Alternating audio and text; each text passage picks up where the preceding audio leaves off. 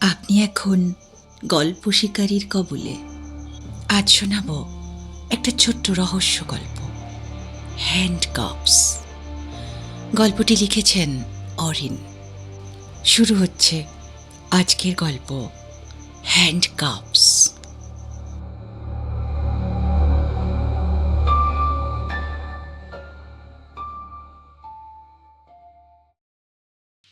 ঘরের ভেতরে নীরবতাটা পচে জমাট বেঁধে আছে।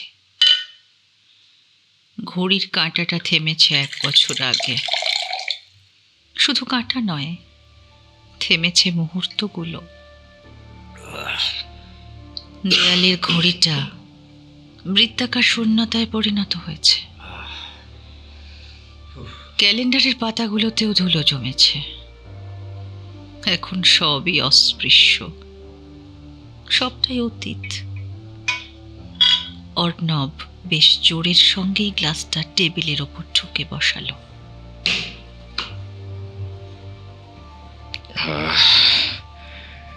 আজ আর এক ফেক বেশি খেলি বা কি যায় আসে।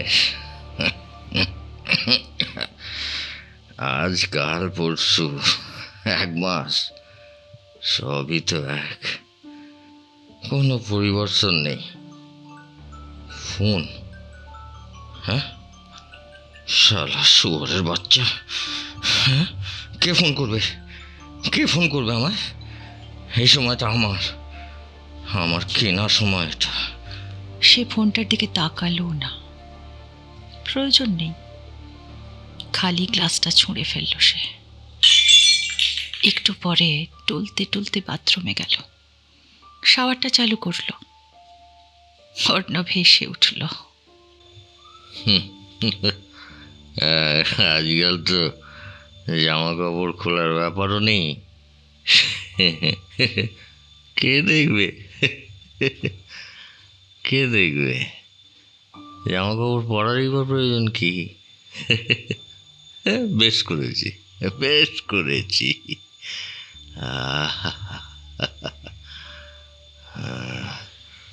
বেশ করেছি, বেশ করেছি। কিছুক্ষণ পর সে নিজের দেহটাকে টেনে নিয়ে গেল বিছানাটার দিকে। বিছানাটার কাছে হ্যান্ডকাফটা এখনো আটকানো। এই সেই বিছানা, এই সেই বিছানা। সে উপুড় হয়ে ঝাঁপ দিল বিছানায়।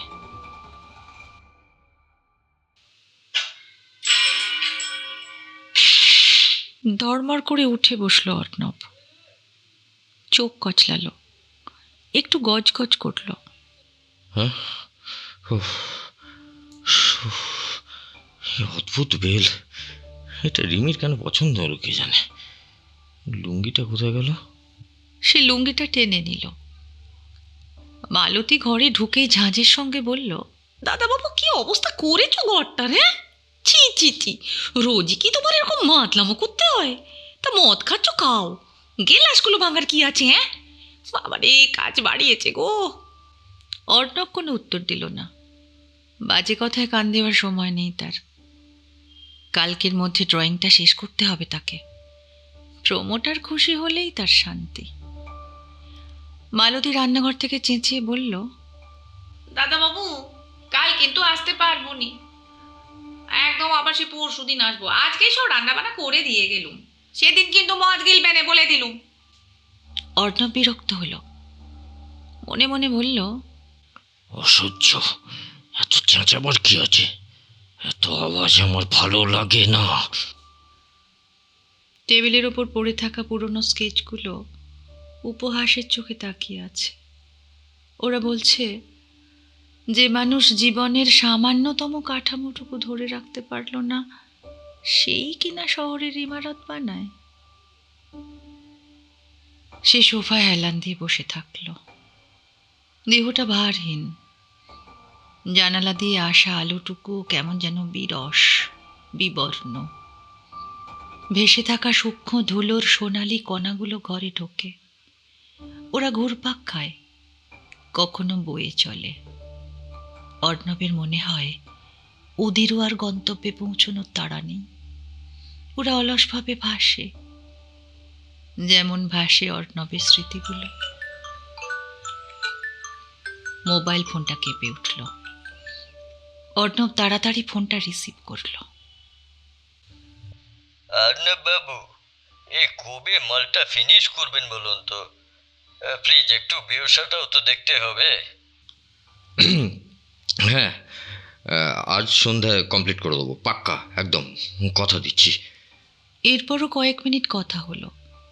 সিগারেটের প্যাকেটটা তুলে নিল সে। না, সিগারেট খাবো না, রিমি পছন্দ করে না। কিন্তু এই মানুষগুলো জঘন্য, শুধু টাকা টাকা টাকা। এরা না জন্মালে কি পৃথিবীটা চলতো না? না, কাজটা শেষ করতে হবে। সে ঝুঁকে পড়ল অসমাপ্ত নকশাটার উপর। কিছুক্ষণ কাজ করার পর একসময় অর্ণব হঠাৎ নিজের মনেই হেসে ফেলল। রিমির সঙ্গে আলাপের প্রথম দিনটার কথা মনে পড়ল ওর। অর্ণবকে তার নতুন বাড়ির নকশা বোঝাতে হতো। রিমিকে নকশা দেখিয়ে বাড়ির আকার বোঝাতে হিমশিম খেয়েছিল সে। রিমি বলেছিল সে শব্দের কারিগর, তাই স্থাপত্যের রেখাগুলো একেবারেই বুঝতে পারে না। রিমির কথাগুলো মনে পড়লেই হাসি পায় অর্ণবের। কিছু কি বুঝলে রিমি ম্যাডাম? না, কিছুই বুঝতে পারছি না। এইসব কোন আর রেখা দিয়ে কি আঁকো বলো তো? যেন মহাবিশ্বের কোন একটা জটিল সূত্র বানাচ্ছ। না, তুমি ছাড়া আর কেউই বোঝে না। এটা বাড়ির কাঠামো রিমি ম্যাডাম, এর মধ্যে একটা জীবন লুকিয়ে আছে। বাড়ির কাঠামো? আমার কাছে তো জীবনের কাঠামো তুমি, আর আমাদের একসাথে কাটানো এই মুহূর্তগুলো। আমার মনে হয় জানো, সময় নদী নয়, সময় আসলে আমরা দুজন। আমরা যখন একসাথে থাকি তখনই সময় বয়ে চলে, যখন থাকবো না। কথাটা সে শেষ করেনি। অর্ণব সেদিন তার হাত ধরেছিল। অর্ণব হতাশ হয়ে চোখ কুঁচকে ড্রয়িংটার দিকে তাকালো। নতুন বাড়িটার নকশায় একটা ভুল হয়েই চলেছে। সে একটা স্তম্ভের অবস্থান ঠিক করতে পারছে না।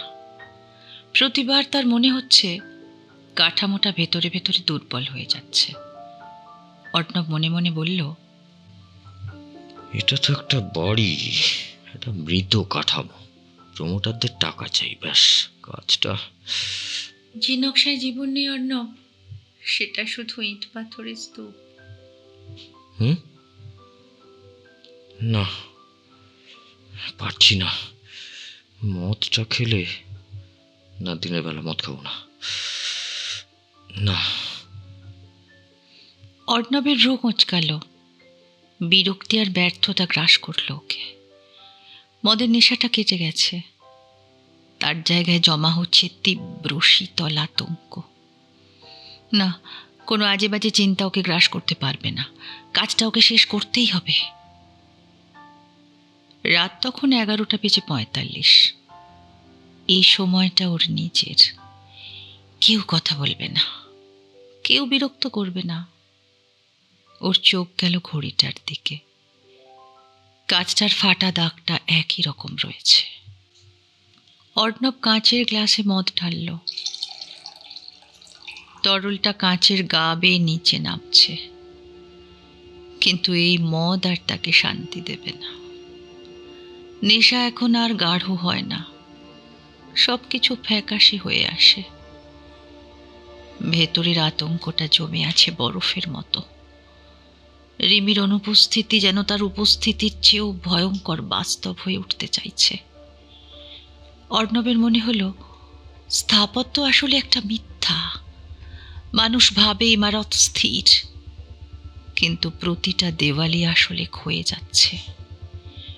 প্রতিটা স্তম্ভই পতনের দিকে এগোচ্ছে। সময় অদৃশ্য স্থপতি, সে ধ্বংস করে, সব ভেঙে দেয়।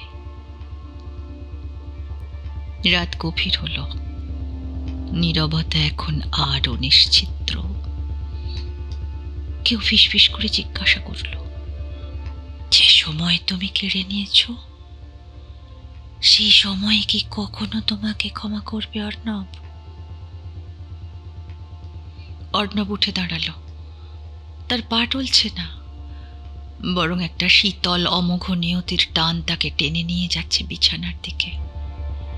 মদের নেশায় আতঙ্ক আর দর্শন মিশে একাকার হয়ে গেল। হঠাৎ দেওয়ালে পড়া লম্বা ছায়াটা দেখে চমকে উঠল। দ্রুত পেছন ফিরে তাকালো। রিমি। রিমি তার স্বভাব সুলভ দুষ্টুমি ভরা চোখে দাঁড়িয়ে আছে। তার মুখে হাসি। সে কয়েক পা এগিয়ে এলো, অর্ণবের কানের কাছে মুখ নিয়ে ফিসফিস করে বলল, আমায় বেঁধে দাও অর্ণব, আমায় বাঁধো, আমি মুক্ত হতে চাই। মুক্ত মানে? আমার ভেতরে লেখিকাটা বড্ড বেপরোয়া। সে কেবল ছুটতে চায়, সময়কে উপেক্ষা করতে চায়। তুমি তো স্থপতি, তুমি নিয়ন্ত্রণ বোঝো। তুমি ওকে বাঁধো, যাতে আমি তোমার হাতে আত্মসমর্পণ করতে পারি। আমার শরীরের খাঁচাটা তুমি তোমার নিয়ন্ত্রণে নাও, তবে আমার মনটা উঠতে পারবে। এসো। সে বিছানার দিকে এগিয়ে গেল। মাথার দিকের ফ্রেমে আটকানো সেই রূপালি হ্যান্ডক্যাফটায় একটা হাত নিজেই লক করল। তারপর চোখের ইশারায় বুঝিয়ে দিল অর্ণবের কি করা উচিত। অর্ণব রিমির উষ্ণ ত্বকের ওপর আর একটা ঠান্ডা ধাতুর হ্যান্ডকাপ পরিয়ে দিল। চামড়ার নরম ভাঁজে সেই কঠিন শৃঙ্খলের স্পর্শে একটা হালকা ক্লিক শব্দ হলো। তার সঙ্গে সঙ্গে নতুন সংঘাত তৈরি হলো, নিয়ন্ত্রণ এবং বশ্যতার, কাঠিন্য আর কোমলতার। অর্ণব রিমির কানের কাছে মুখ ঢেকিয়ে জিজ্ঞাসা করল, মুক্তি এই বন্ধনে? রিমির দুহাত এখন মাথার ওপরে বাঁধা। সে সম্পূর্ণ অসহায়। সে একবার টান দিয়ে দেখল, শিকল ঝনঝন করে উঠল। তারপর একটু হেসে উঠল।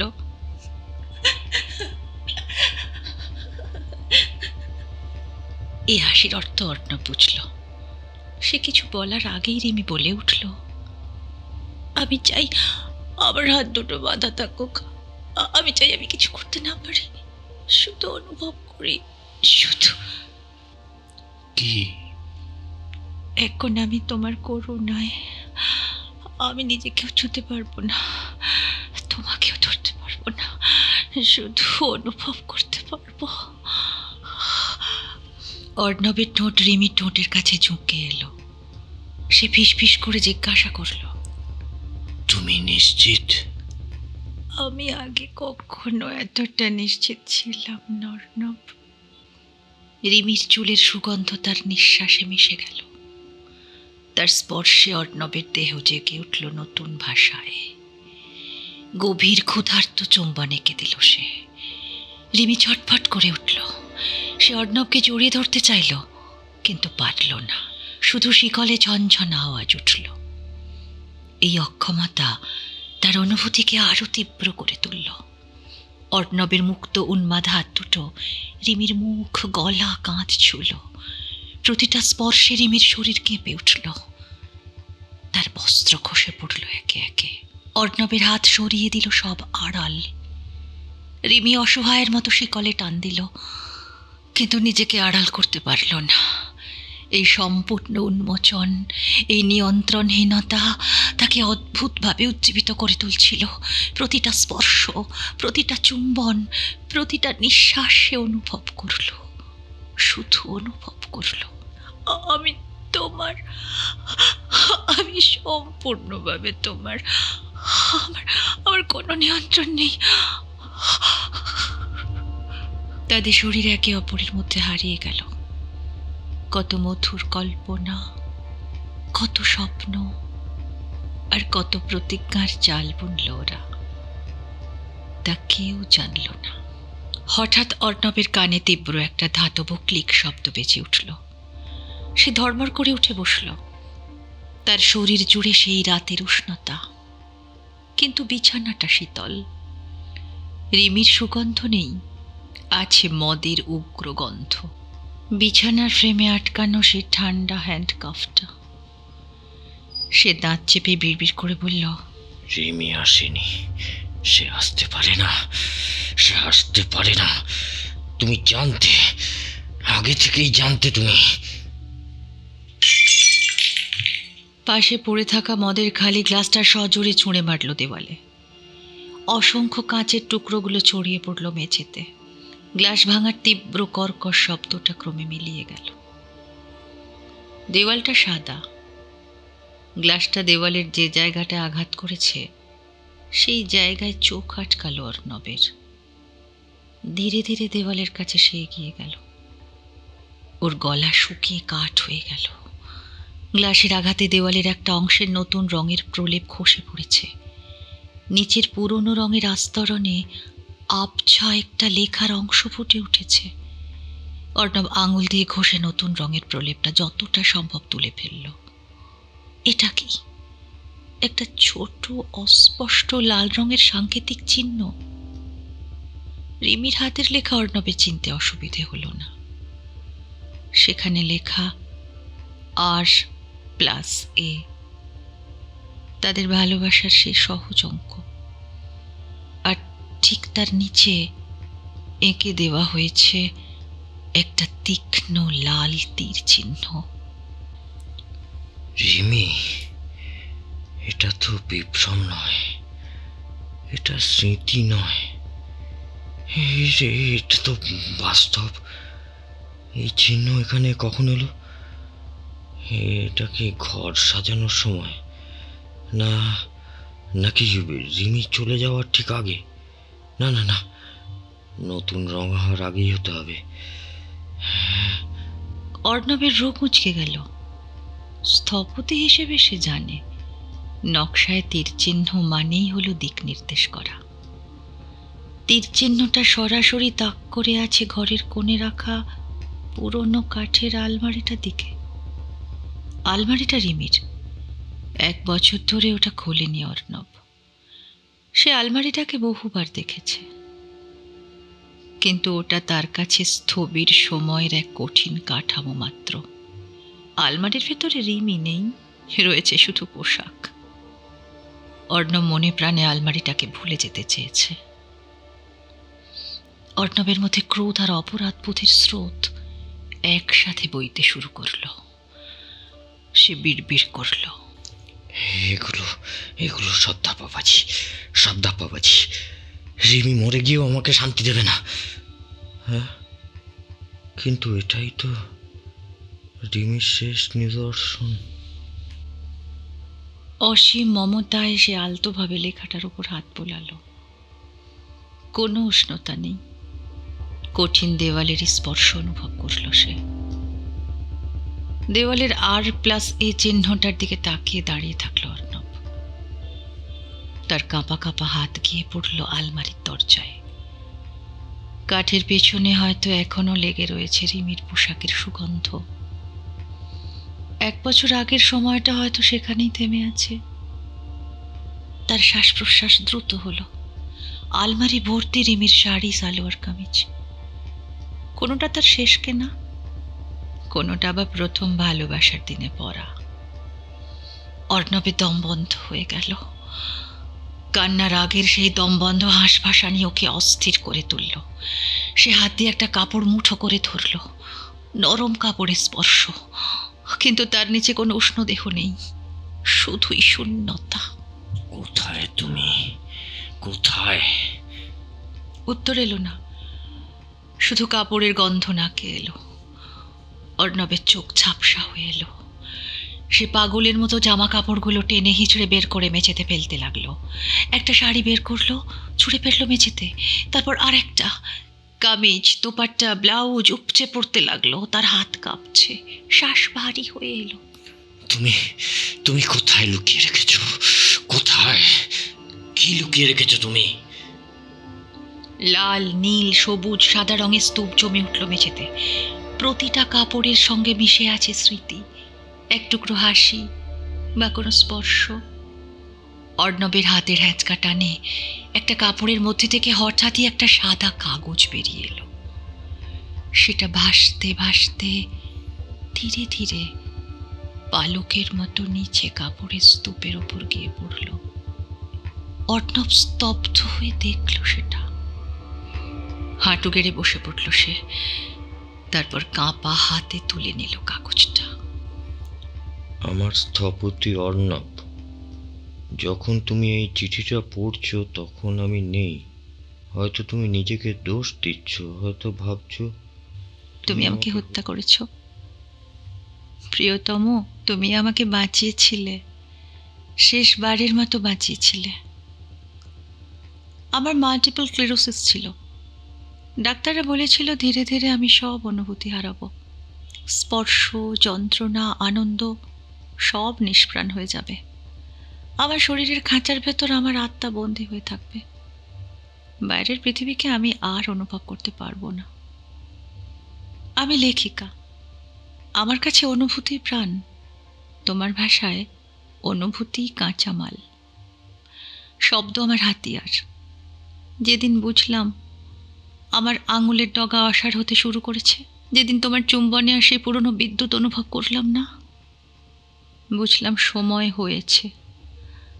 জীবন্ত শরীরের মধ্যে আমি মরে যাচ্ছি। আমি আজ যা লিখছি তা তুমি ভবিষ্যতে পড়বে।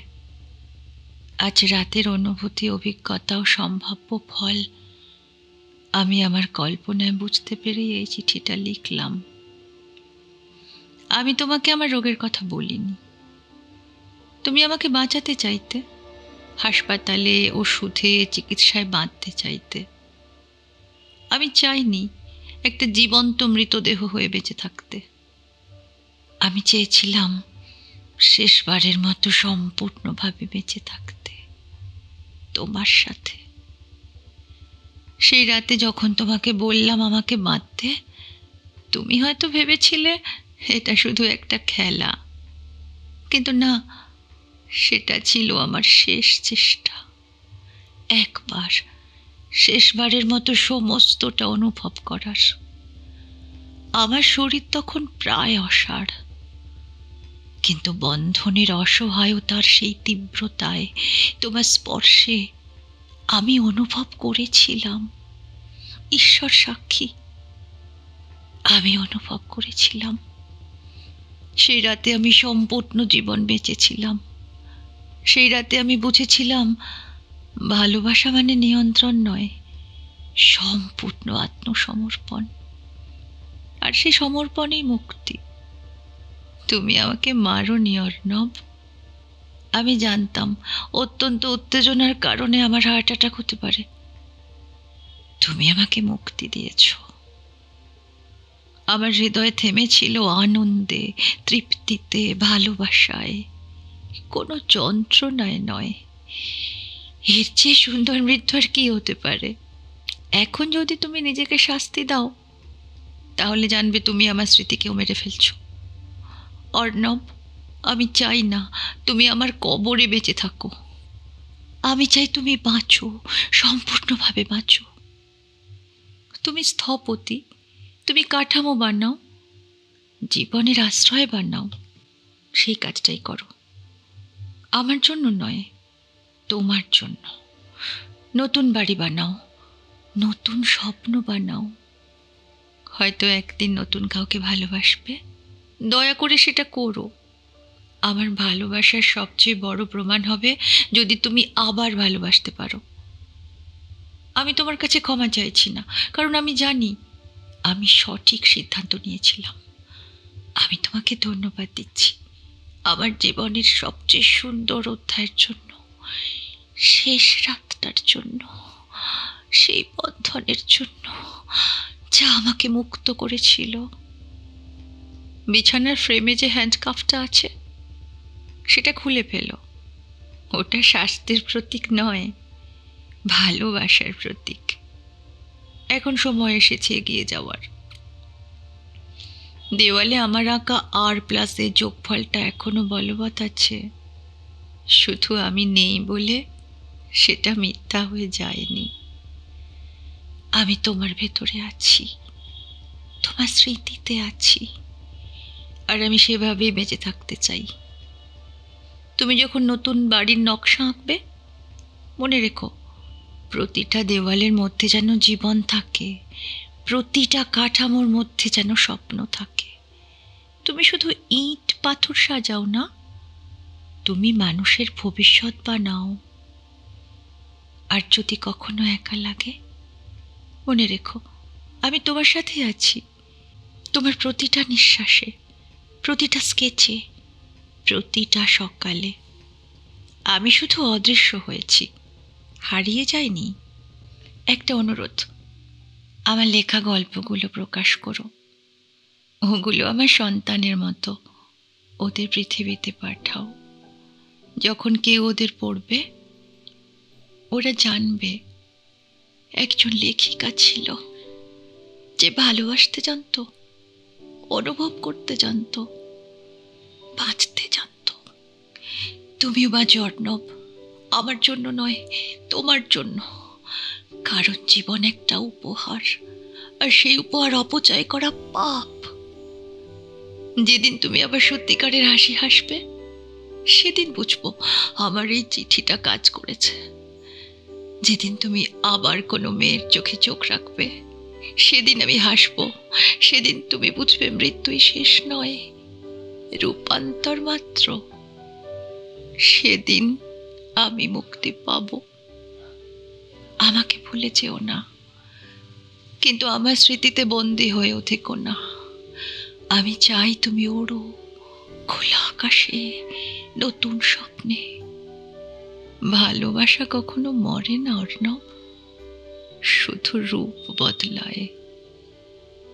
আমি তোমার হৃদয়ে বেঁচে থাকবো, চিরকাল একসাথে থাকবো।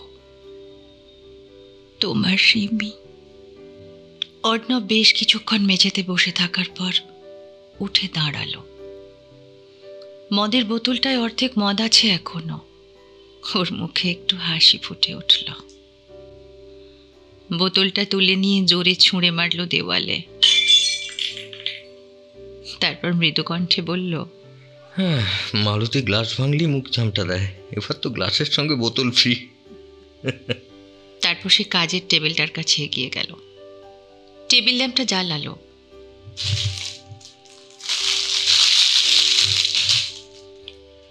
হ্যাঁ, নতুন করে করতে হবে, ড্রয়িংটা আরো ভালো করে করতে হবে।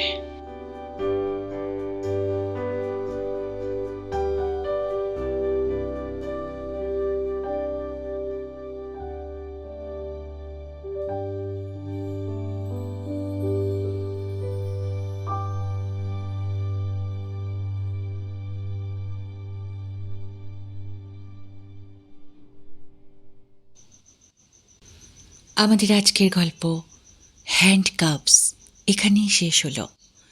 গল্প পাঠ ও অভিনয় ছিলাম আমি, নিবেদিতা এবং অরিন। অনেক ধন্যবাদ, সঙ্গে থাকুন।